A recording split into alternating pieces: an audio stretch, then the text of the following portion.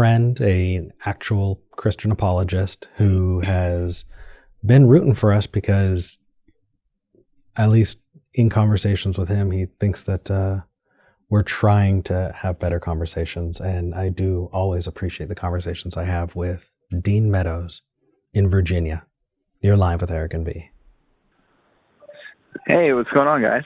Hey, Bill. Good to hear your voice again. I know it's been a quick minute since you've actually called in, but when I heard that you guys are going on hiatus, I was like, I've got to call the show.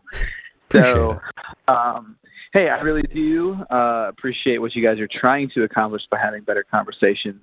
So I know that you guys, whether you're on YouTube or not, are going to continue to do that. So that's exciting. My question is, and this is a timeless, age-old theist question to the taking it out atheist. with a classic. Yeah. Yeah, classic is what standard is there for you guys that would cause you to believe that a miracle had taken place? It is entirely proportional to the claim. Okay, so like I'll give you an example. So I definitely, when I was in church, knew plenty of people who thanked Jesus when they got really good parking close to the grocery store. Okay. Right. If we were to evaluate that as a miracle, I'm not going to say, no, there does not exist any parking next to any grocery stores ever. It's impossible. Right. Like we would need to start somewhere else.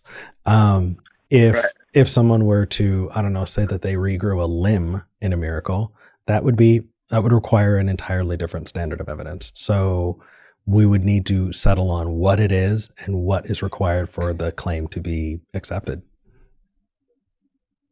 Okay, so I think first you'd have to define what anybody means by a miracle, because it can be used very, very loosely. Like, I lost my keys and I found them. It was a miracle that I found my keys. Mm-hmm. Right? I don't necessarily know that they mean that something outside of the scope of the natural order of things had taken place, but like they mean I didn't think that I was going to find them, and I did, and it was unexpected. Right. That I found them. Whereas if I had taken your keys and was currently holding them, and you were like, "I found my keys," then we may have a question about how that was possible. Right. So, yeah, I think for me, the word miracle is so fraught because baked into it is kind of this admission that we don't know how this happened, therefore God, right? Like, oh, we have examined this. We can't figure out how this happened. And then making a claim that something made it happen for some reason. So for me, it's the word that causes the most problems. If we wanted to use a word like really like outlier event or something, it would literally the only requests would be, do we have the capability to do that thing? Did that thing happen anyway? Cool. That's what that is. It's the assumption built into the term miracle that it was caused by some kind of higher power that I don't think could be borne out with evidence. Right. And can I add on to that, or Dean, do you want to respond to V? Yeah, go ahead. No, go ahead, Eric. Okay. So let's continue that and let's say we do define miracle, right? And we go, I don't know, someone regrew a limb. Sure. Yeah. Why not? Or someone raised from the dead. Okay. Excuse me. Just burped right into the mic. That was amazing. Okay. Hanging a lantern on that one. Yeah. So someone, returning from the dead. Cool. We'll call that, we'll say that, if somebody actually did that, they were absolutely dead for several days and they came back and they were alive and fine. That would appear to be a miracle, right? Like 3 days? Sure. Why not? No, I'm just with you. No. I mean, we don't want them to start stinking. Sure. 3 days. So let's say that, you have that event. And you are saying that there is a supernatural cause to it. So who's to say that it is your God or someone else's God? Is there a way to evaluate that evidence to find out if it is evidence of your God or someone else's entirely different God concept? Right. So I think what you could do is you could say, if you established first what a miracle is, and then you could evidence it, you could say, I think you could say something like, something supernatural has taken place here, right? Okay. Or something outside the scope of standard scientific Okay. Well, natural has taken place here, right? Okay. You could start there, So and then you could ask the question. Go ahead. Then you could ask the question, okay, does this point to a particular religious claim, right? Because I think we would agree that scientific anomalies happen all the time, and we don't necessarily attribute those to gods, right? Right. Yeah. So I guess where I'm going with this is I feel like the entire concept, standards of evidence for miracles, if we were to be as charitable as humanly possible and agree with you all the way through, you have only gotten to science couldn't understand it. We are saying it's a miracle, but it could be a not God, literally anything else. It could be a fairy. It could be fae folk. It could be, any number of magical creatures. It could have been the Loch Ness Monster. And unless you can differentiate between whether the Loch Ness Monster did it or your God did it, and if the evidence points to both of those equally, I think you still have a lot of work to do. So what if you had, and I'll do a thought experiment here. So what if you had, someone that was at the hospital with some type of severe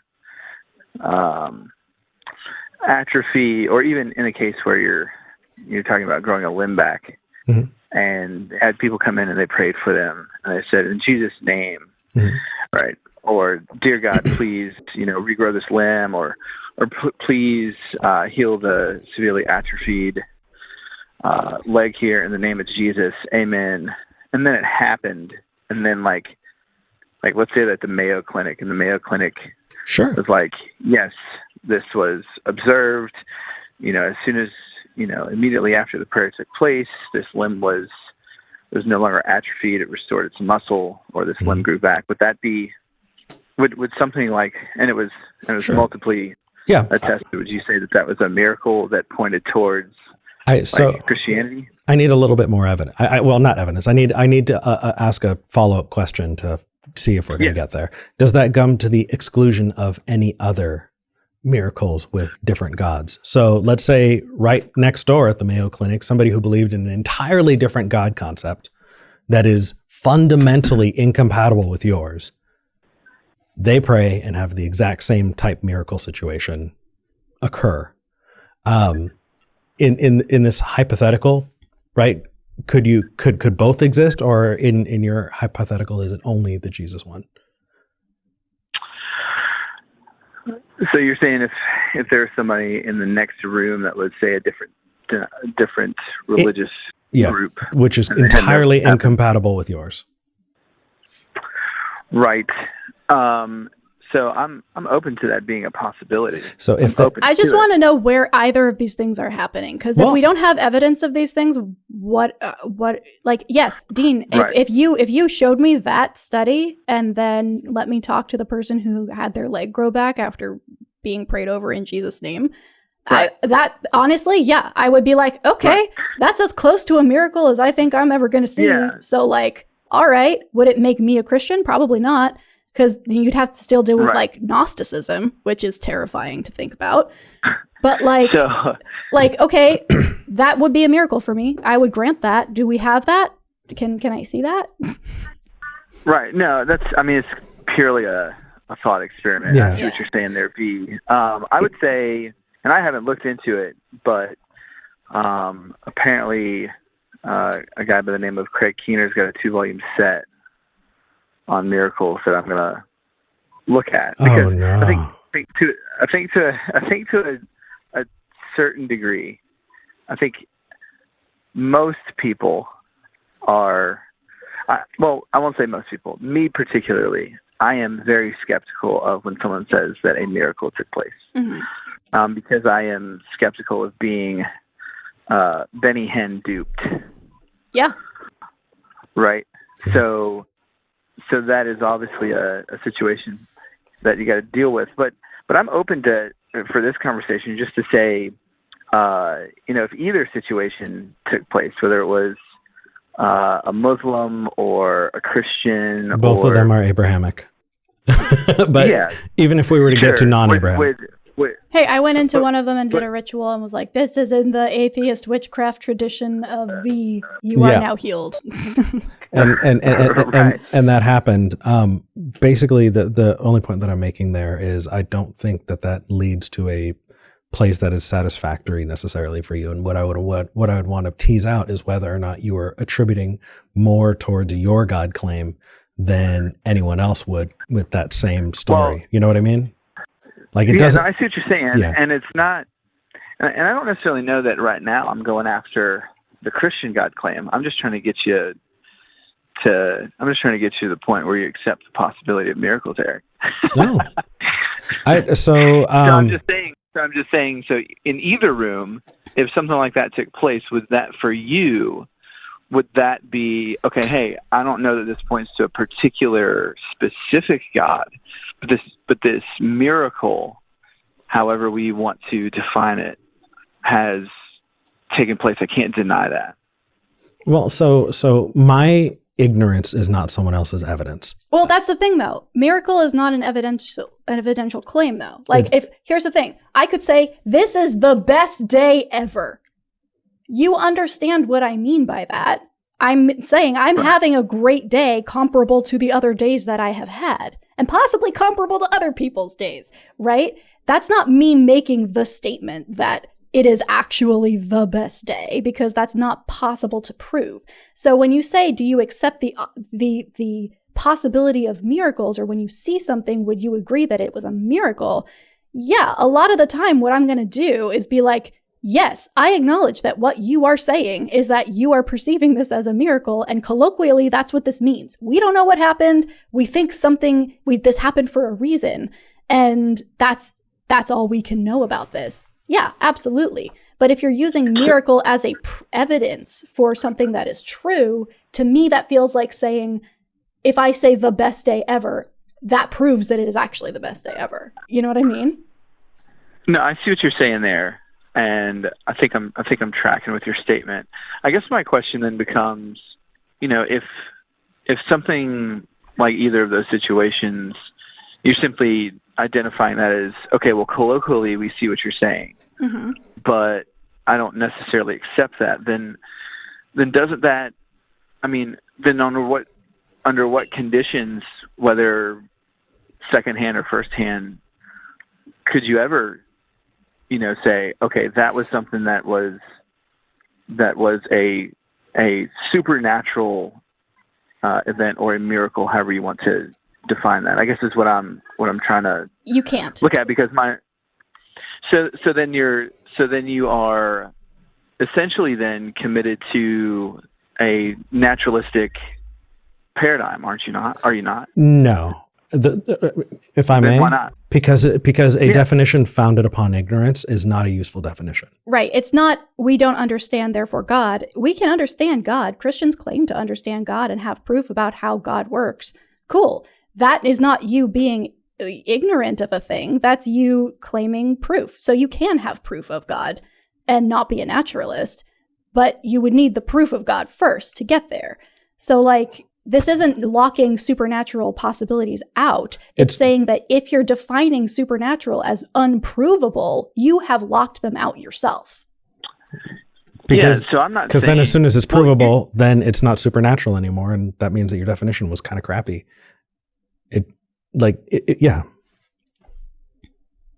So, but I didn't make the claim that miracles were unprovable, right? I'm simply saying that in this situation, something that has taken place, like a limb growing back, all things being equal, once you lose a limb, they don't grow back, right? Mm-hmm. Like we see that as testable, observable.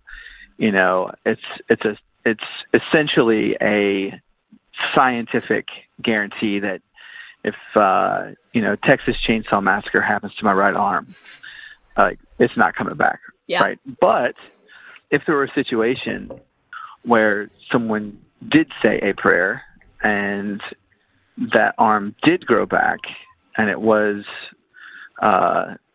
attested to by, say, eyewitnesses or doctors, so you would still say, not maybe you wouldn't say that that's not enough evidence, but that's still an argument from ignorance. Well, no. Here's the difference. Yeah. Let me just get this out, and then I'll hand it over to you to finish out. If that happened once, yes, it would qualify as a miracle. And inherent in that definition is we don't understand what happened. We are assuming a higher power did it. If it was established that praying a specific prayer over severed limbs made those limbs grow back, that would no longer be a miracle. We might define it as an act of God, right? Or like we do in insurance, or like we would define it as prayer-induced spontaneous generation or something. But like the miracle claim is contextualized in a universe that doesn't accept that claim. And the reason the universe doesn't accept the claim of miracles is because the universe is evidence-based.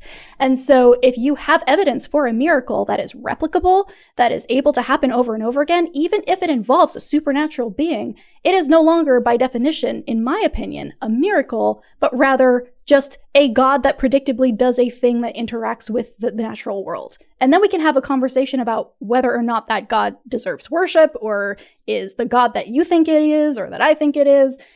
But the point that I'm trying to make is miracle, by definition, suggests a lack of replicability that I would require for a miracle to prove something. Okay. So fair enough. Yeah. I got you, V.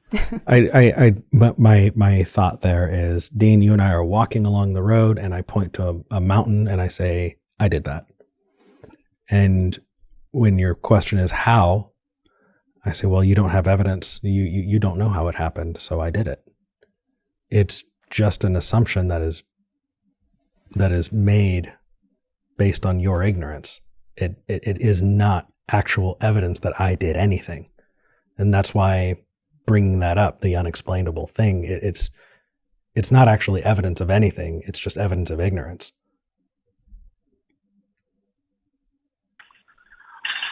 Well, I'll agree to disagree on that one. Why? Okay, so if I pointed at a mountain and say, Dean, I did that. Right. Do you think that me saying that, or me pointing out you not knowing how the mountain came about, No, I don't agree with how you're couching, the way in which we're saying a miracle took place. It isn't simply someone saying, "Oh, look, I was in the hospital and my leg grew back, and you should believe me because you don't know."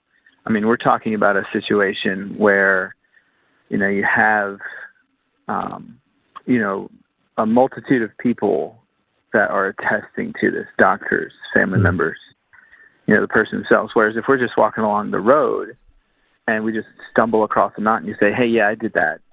Well, that's not a one-for-one similarity there. Actually, right? I think it is, because you're post hoc rationalizing the cause of a thing. Right. So if you were to say, Eric, where did you get all of the dirt for the mountain? That's a good thing for me to explain. If I were to say, hey, where did the bone come from? The one that magicked itself back onto this severed limb. Where did that come from? How did that get there? Those are important questions that I think are one-to-one. I think your illustration is a post hoc rationalization of what's going on. I think the illustration I provided is something that takes place. It would be something that if I were going to accept it as a miracle, right, having not been there, would obviously go through the rigors of, testing of or not testing, questioning eyewitnesses, looking at medical reports, things like that. You You can't do that if we're walking along the road and saying, "Oh, look, there's a mountain. I did that." Okay, but if I point at a mountain and say God did that, would you believe me? What? Do what? If we were walking down the road and I pointed at a mountain and say God did that, would you believe me? I would say that the mountain was not created directly. So you're saying God didn't do that? Okay, so now we're playing word games. Obviously, you know that God. I do believe that God created the universe with certain natural laws that impact how things are created, like stars and planets and natural processes on Earth. So how are you defining miracle if everything is from God and He created the natural laws? Then that would mean everything. Doesn't miracle become a useless word then? No, because a miracle is a situation in which God intervenes in the natural world. So He changes the rules. Than him allowing natural laws to run their course, all things being equal, right? So like all things being equal on natural law, if someone chops off my leg, it doesn't come back. But should God decide to intervene and provide new, I don't know if information is the right word, but provide new, what's the word that I'll look for? I'll just say for off the top of my head, new energy or power into that situation, that would be a situation where He could do that. So it's not that everything's a miracle. Okay. I definitely do want to go to the Discord. I would love, Dean. Yeah. You know I love you, man, right? I know. All right, cool. So when I'm a dick to you right now, I just want you to remember that. Okay? So, Dean. Okay. Yeah. Let's say I take you to a maternity ward and I point at the little babies and I say, those are all miracles. Would you disagree with me? Would I disagree with you? Yeah. Because it sounds like you are saying that babies are not miracles. And I agree with you, but I want to know if you would say that babies are not miracles. Eric. Yeah? Eric, you know I love you, right? Yeah. So I'm a jerk to you right now. Just know that. Okay. No, I'm kidding. No, I wouldn't say that babies are miracles. Ladies and gentlemen, I rest my case. I don't know what I was proving, but it was funny. Dean. But all right, hey, I've got to roll. I got to check out at Food Line. I've been here way too long. No worries. You and I are going to be making an announcement in about a year, regardless of what else is going on. Less than that, because I'm coming to Austin. You are coming to Austin in March. With some students to convert you all. No, I'm just kidding. Bringing in the cavalry. We don't need them in Texas. We're swamps like. There you go. Dean, all right. Take care, brother. All right. Love you guys. Take care. Bye. Oh my goodness. That is such a classic note to end on, I feel like. Right? I like it. We just need to remember, Dean does not believe that babies are miracles. Theist admits. Babies aren't miracles. That's so clickbaity. It's so mean, but it's honestly, here's like, we got his ultimate definition of a miracle at the end there, which is God intervening in the laws that He set up to change the rules for a specific purpose. Mm-hmm. If that's your definition of a miracle, then the scenario you set up as proof of a miracle doesn't cut it anymore. No. Because all you have proven is that possibly certain words triggered certain things to happen. You don't know the mind of God. You can't prove any of that definition. So the definition he was using wasn't actually borne out by the example he was giving. Yeah.